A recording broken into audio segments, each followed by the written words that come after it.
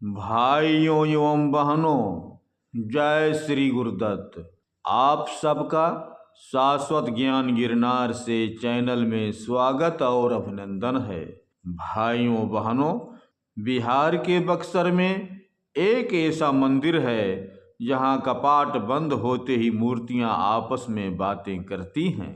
यह सुनने में आपको अटपटा जरूर लगेगा, लेकिन राज राजेश्वरी माँ त्रिपुर सुंदरी के इस मंदिर में हमेशा चमत्कार होता रहता है, हमेशा चमत्कार होता रहता है। बोलिए जय माँ त्रिपुर सुंदरी की। कई बार ऐसी चीज़ें होती हैं जिस पर यकीन कर पाना मुश्किल होता है। आधुनिक के इस दौर में इंसान की सोच और समझ से परे भी कई घटनाएं होती हैं।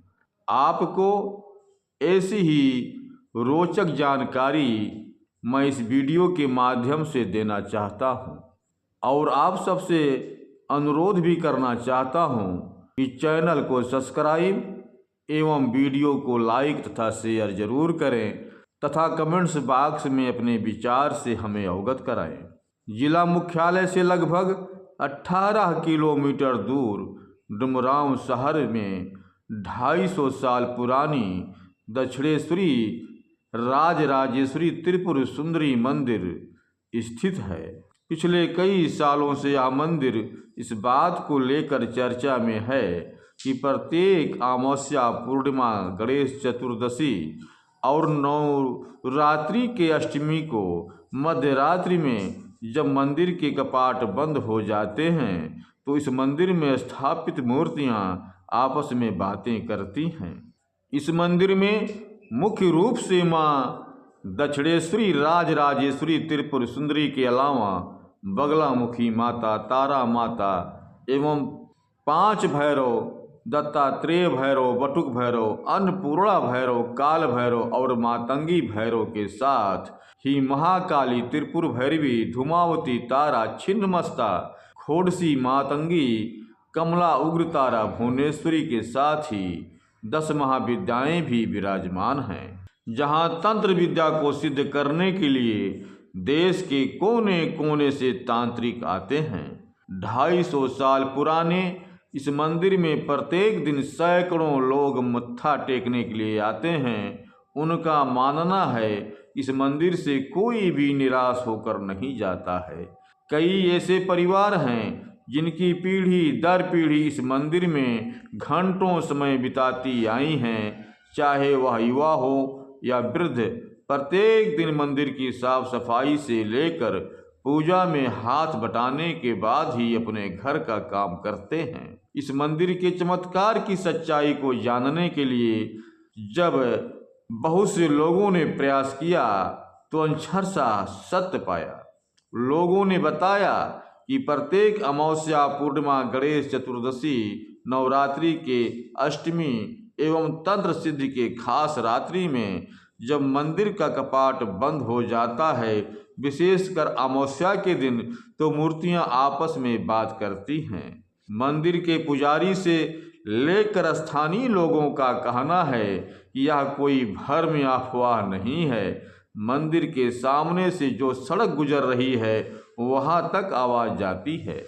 मंदिर के पुजारी ने कहा कि कई बार ऐसा लगा कि कोई भक्त मंदिर के अंदर ही रह गया हो और गलती से मंदिर का कपाट बंद कर दिया गया है।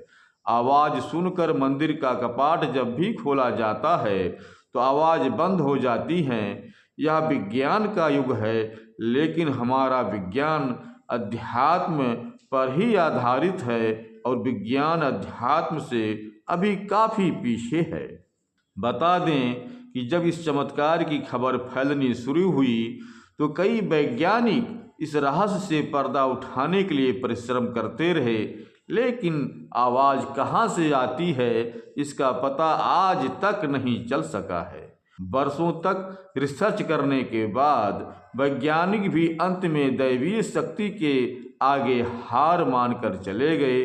स्थानीय लोगों का कहना है कि कोई भी व्यक्ति इस खास दिन को मध्य रात्रि में आकर यह आवाज़ सुन सकता है, क्योंकि मूर्तियों की आपस में बात करने की आवाज़ किसी खास व्यक्ति को नहीं बल्कि सबको सुनाई देती है।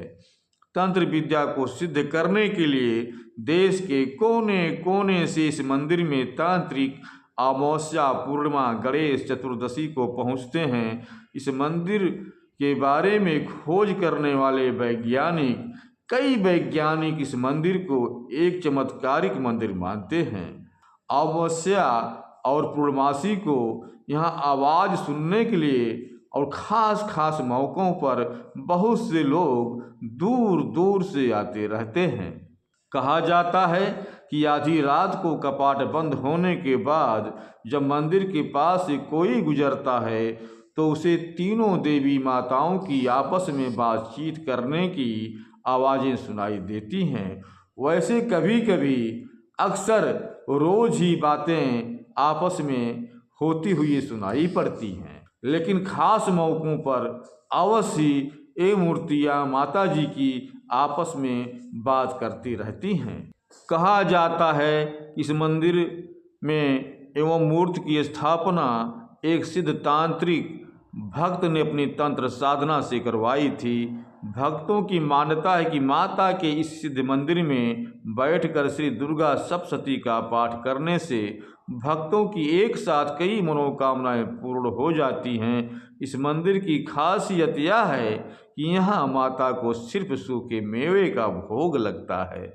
मैं अपने भाई बहनों से अनुरोध करूँगा कि जीवन में कभी न कभी एक बार जा कर के माँ के सामने अपने शीश को नवाकर अपने जीवन को धन्य करें।